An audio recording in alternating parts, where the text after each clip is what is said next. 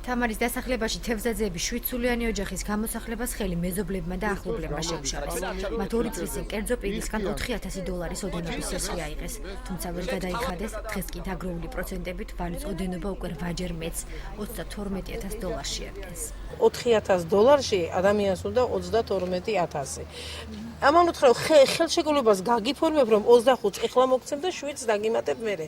მერე როცა მეკნება არც იმაზე არიან თანახმა. თევზაძეების ოჯახთან დღეს მევალესთან ერთად საპატრულო პოლიციის და ახსოვლების ბიუროს თანამშრომლები მივიდნენ, თუმცა ოჯახმა მათ წინააღმდეგობა გაუწია და გამოსახლების საშუალება არ მისცა.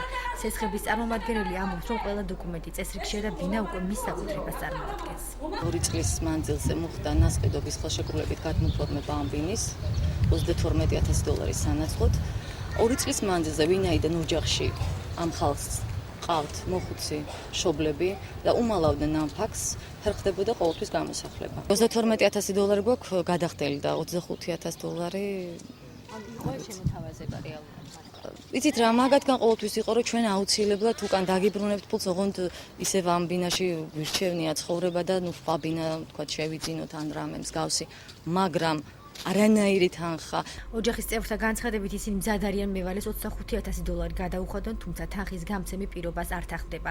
თევზაძეების განცხადებით მათ 7 სულიან ოჯახში ერთ-ერთ ჯანმრთელობის მძიმე პრობლემები აქვს და ექიმების რეკომენდაციით მისი გადაადგილება საზიანოა. ეუბნებინ $25,000 მოგცემთო? ხო და ბინად მოგვეციო. ხო და თავს იკავენ $32,000 სამ არ მოგცემ და ბინასო არავნარ შემთხვევაში არ დაგიცლითო. და როგორ უნდა მოიქცეს ახლა გენმა ხარ $25,000? დიახ, 23 და $25,000 რომ ისენ ახლა ბინა არ უნდა მისცენ? უფლებადამცველი თამაზ ბაკურიძე ხელისუფლებას უუნარობაში ადანაშაულებს და ყოველი ასეთი პრობლემის მქონე ოჯახის დაუცველობაზე საუბრობს.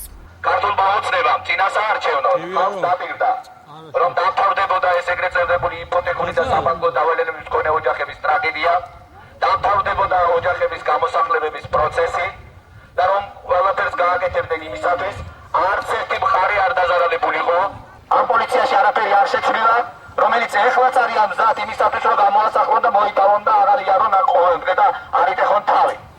ეს პოლიციაც და ყველაც ჩვენი ჯიბით აღებულობს ხელფასებს და არა იმიტომ, რომ აქ საკუთარი მოსახლეობა საკუთარ რეგიონში გამოყაროს საკუთარი ქონებიდან. მოვა დრო თქვენაც გამოკრით კაბინეტებიდან. დღის ბოლოს მხარეები შეთანხმდნენ, რომ თევზაძეები ფარდს დატოვებენ, თუმცა მოხუცებული, რომელსაც ჯანმრთელობის მძიმე პრობლემები აქვს, ოჯახში ოპერაციის გაკეთებამდე დარჩება.